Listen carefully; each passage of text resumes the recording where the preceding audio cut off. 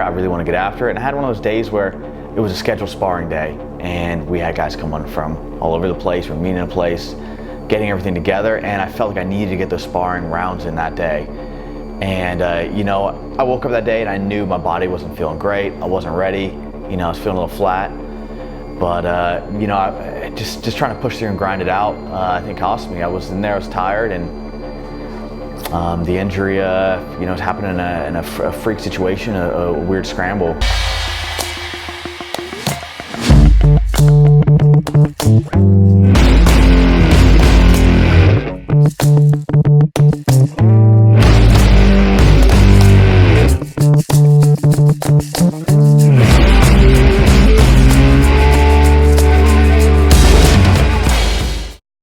Yeah.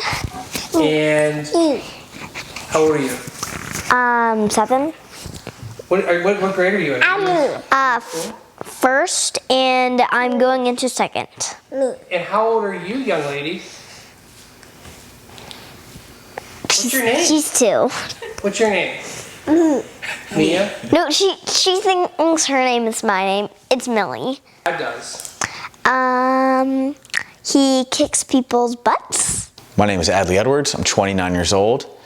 I fight out of Raleigh, North Carolina. I'm originally from Columbus, Ohio, and I have an MMA record of 6 wins and 1 loss. When I was 15 years old, my dad came home with my dad's a computer guy, some sort of software program, and it had this Gracie Jiu-Jitsu instructional intro video on there. I thought it was the coolest thing in the world. I went and looked up these guys, kind of found out about UFC 1, these Jiu-Jitsu guys, and I was a scrawny kid. I didn't play really any sports, not an athletic bone in my body. I played computer games, you know, climb trees, stuff like that. I thought this was the coolest thing in the world. I went to a jiu-jitsu gym maybe a couple days later, fell in love with it. I was the tiniest dude there, maybe 115 pounds, soaking wet on a good day, and everybody there was these grown men just ragged on me. But I loved it. I really enjoyed it. I was obsessed with it from day one. I knew that's something I was passionate about, really wanted to do. After getting my butt kicked by all these bigger guys, one of the training partners was actually a jiu-jitsu coach, or excuse me, a wrestling coach at a local high school. He talked me into going to my school and working on my takedowns. The very first day of wrestling practice, I fell in love with it. There's guys my own size. I could actually throw these guys around. Wasn't getting picked up by one hand and thrown to the other side of the room. And the rest is history. I ended up wrestling through high school, wrestling through college, ended up being an All-American in 2012, and it all started with that little jiu-jitsu DVD. You got to have some good pride stories. I got a great pride story. All right, I want to hear it. My first pride story was I showed up to fight in Pride on short notice, four-day notice, in Pride Bushido 1. And they said, do you have your HIV test? And I said, no, you guys called me 4 days ago. I got on a plane the next day. Oh, when was your last test? And I said, 6 months ago. And they said, was it negative? And I said, yeah. And they said, okay. And that was it. I then thought, God, I hope my opponent was actually tested. So honestly, when I first started doing jiu-jitsu, from almost probably day one, I had in mind that I was going to be an MMA fighter. I thought it was really cool. You know, I always liked watching action movies and watching these guys fight, and you know, I'd be in my room shadow boxing around, even as like a 6, 7-year-old kid, thinking it was the coolest thing. I wanted to get MMA when I started doing jiu-jitsu. When I started wrestling, it was for my eventual MMA career, and I didn't really know any idea what that meant. I had no idea other than it was cool, and I wanted to be the toughest dude. I was a little guy growing up. I always had that chip on my shoulder. I wanted to be, you know, the tough guy. And I think after, you know, after wrestling, I think it might have been even the day after the national tournament in college, I had hopped into a MMA practice at a local gym and started right then and there. Adli Edwards, the first time you see him, the first thing you notice is his frame, and he's just so long for the weight class. And so right off the bat, he's posing the question of how you're going to deal with that length. A lot of times, the way you want to deal with length is to close distance, but unfortunately, Adli was a Division II All-American wrestler and has a great explosive wrestling game, and he's good at shooting from distance, but he's also very good and strong in the clinch, and he uses his height and length really well in the clinch. From the beginning, he's been so growth-oriented around MMA, and he didn't try to add every weapon all at once, but he's always working on something.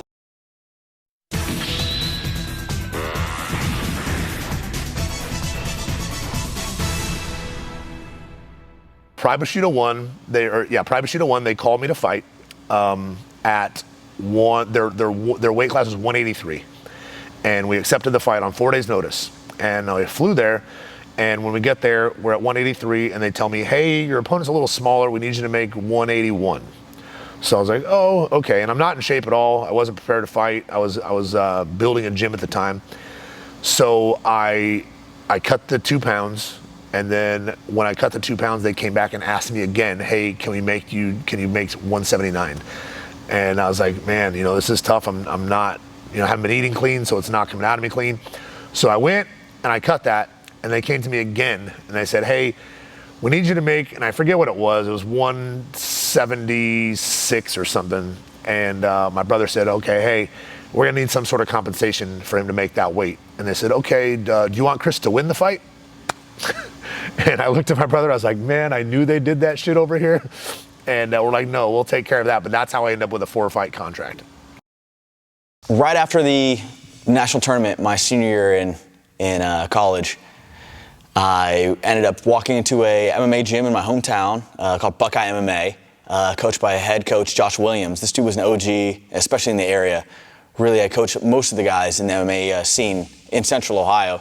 Took me under his wing right away. We hit it off. I think we had a lot of similar philosophies on training, on competing. My name is Josh Williams. I'm the head coach at Ronan Training Center in Columbus, Ohio. I've been training Adli Edwards for about the last 6-7 years. My very first fight, I started training in 1995 when I was probably 15. And at that point in high school, nobody knew what this was. Literally, we all passed around a VHS tape from UFC 3, I think is what it was at that point. And I rented it from Blockbuster Video, watched that tape probably like 30 times in the span of 2 days. Then I started training, and back then, the only way that anybody trained, because there was no jiu-jitsu gyms, was you got a group of buddies around, and you all practiced moves on each other that you watched on TV. My name is Adli Edwards. I'm from Columbus, Ohio, now live in Raleigh, North Carolina, and Adli is my husband. I love MMA. I didn't know much about it until I met Adli, and shortly after meeting him, it's kind of just been our whole life since.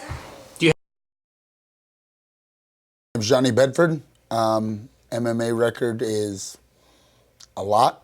I've got some fights that you obviously can't find online and stuff, so it's been a lot of fights, somewhere around 35 and 15 probably. Currently 4-0 in bare knuckle fighting championships. My current BKFC lightweight champion. I was a rowdy kid. Grew up in small town Ohio, right? And my brother and I were kind of, rough and tough. My dad put us in the sport of wrestling very young. But we kind of, obviously with wrestling, it made us as tough kids. But I think just having a brother with the same mentality as I did, such close in age, kind of grew us up a little rougher than maybe the rest of the kids in town. When you've got a younger brother we're only 22 months apart, and I was always small, so we were basically the same size. And I actually credit him for a lot of my success today because I grew up my whole life fighting with my younger brother. My poor mother, I think that she wished that we'd gotten a fight at 9 a.m. because she knew that we were going to fight at some point today, so you might as well just get it over with and let them go on with their day and be friends again. But I had a really good upbringing. I had amazing parents that sacrificed everything for me to chase this dream of, at the time, was wrestling. My family vacations and everything was based around basically my schedule of wrestling, getting me to the biggest tournaments in the world, and they were always my number one fans. My parents didn't miss anything for me. They sacrificed everything to get me to these places and give me these opportunities, and it's led me to where I'm at today. 6-0, I believe. I went through pretty much, and at this point I was just a wrestler. I was a tough guy, coming from the Midwest, good wrestling background, Division I college wrestler. And I relied on that, being tough and just being a really good wrestler. And I went through the amateurs and went 6-0, but it was this was 2004, 2005 now, and it was well, what am I doing this for? I'm spending my own money to get to these places on gas. They weren't even putting us up in hotels back then. We were spending money to go fight, and it was cool. We got to come home and, tell our friends that we want to fight or whatever, but it was what are we doing this for? And I took a little bit of a break, probably about a year break, and I remember it was 2005, and I got a phone call, and it said, you want to get paid to fight? And I thought it was the greatest day of my life, and I was like, yes, I want to get paid to fight. And that first paycheck was $200 to fight and $200 more to win. So for my first fight, I honestly was not nervous at all. I felt very confident in my wrestling ability, and I knew I couldn't really do a whole lot with MMA, but I knew my wrestling was so much better than most of the guys in the area. I knew this guy was a decent high school wrestler. I was so confident I was going to be able to take the guy down and finish him, and that's really kind of how it played out. Describe the feeling of winning an MMA fight. I'll tell you what, every one of my fights, it feels very different. Not even just winning the fight, but leading up to the fight, in the fight itself. Some fights I'm super nervous, and the adrenaline's going from like a week out all the way to the fight. I am super nervous. I'm super anxious. Some unknowns in the fight that I'm not sure how they're going to play out. Whether that be something I don't know how I want to be able to address with my opponent, or an injury that I'm not sure it's going to hold up. Some fights, like my last fight, I felt like I was in complete control. I would be able to handle it, whatever happened. So it really varies. Usually after the fight, I've had some where I'm very excited and very ecstatic and surprised, but you know, it's just another day at the office now for me. I think when I finish the fights, it's something I've done 100 times in my head before that moment. And don't get me wrong, I love doing it, but I feel it's expected. I think the call was weird because you never know with Adli.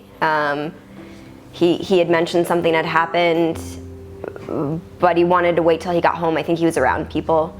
And when he got home, it's not even so much what he said, it was like the look on his face. Yeah, it was really tough. I knew he was very injured, but I also knew that this was something that was so incredibly important to him. And at one point I said, Adli, I need you to tell me. I need you to tell me if you're too hurt to fight, or if you need me to tell you to put your game face on and mentally get it together. My name's Evan the Butcher Cuts. Right now my professional record has 10 wins and 3 losses. The Bellator reality show, Fight Master on Spike TV, that was one of my most interesting life experiences and some of my favorite memories for mixed martial arts. Pretty much every 9 days. So I fought 3 times in the span of 21 days, and I mean, I don't know if the human body's really designed to do that at that high of a level. My first fight was pretty quick. I fought a guy who was undefeated, Brett Nakamura. I took his back and rear naked choked him pretty early in the first round and didn't have a lot of damage. And then in my second fight, I fought a world beater. I fought Cristiano Souza, and he put a beating on me. And in the first round, I came back in the second and submitted him in the second. And then I fought my third fight with Joe Riggs. And the way the reality shows worked is if you clearly lost 2 rounds, you just didn't go to a third because they were exhibition fights, which don't count on our record. But after that fight with Joe Riggs, I mean, my nose was bleeding way more than normal nosebleed. I mean, my face was puffing up really, really bad. So we decided, like, hey, we're gonna go to the ER right after that. So with the reality show, we went all of the ER, me and a few of the production assistants, and I went and got a few scans done, and I actually found out I had a frontal sinus fracture over my left eyebrow. So the way that sinus works is there's 2 sides to it, and the front side of my sinus had been split. So I had to go get real surgery. It's hard to see because my hair is a little bit grown out and I'm wearing a hat, but I have a scar that goes from like ear to ear, where for surgery they had to peel me down, put titanium on that side and stitch me all back up. And let's see, I believe I'm like 5-1 or 4-1 since that, but I mean, it took me out for like a year and a half. And you want to talk about learning about some things about yourself, being really injured like that makes you start questioning things. Was this the right thing? Did I do the right thing in life? Am I currently trying to go forward and do the right things? But when you overcome those things, you come back and you fight past those injuries. I mean, that let me know what I'm made of. I mean, yes, a fight is cool and winning fights are cool, but coming back after an injury, that takes you out for like almost a year and a half, and winning some fights, I mean, that put my soul right. That showed me what I am made of and what I can be capable of handling. Plus, it also gives you a little bit of empathy when you see people that have some issues or some injuries.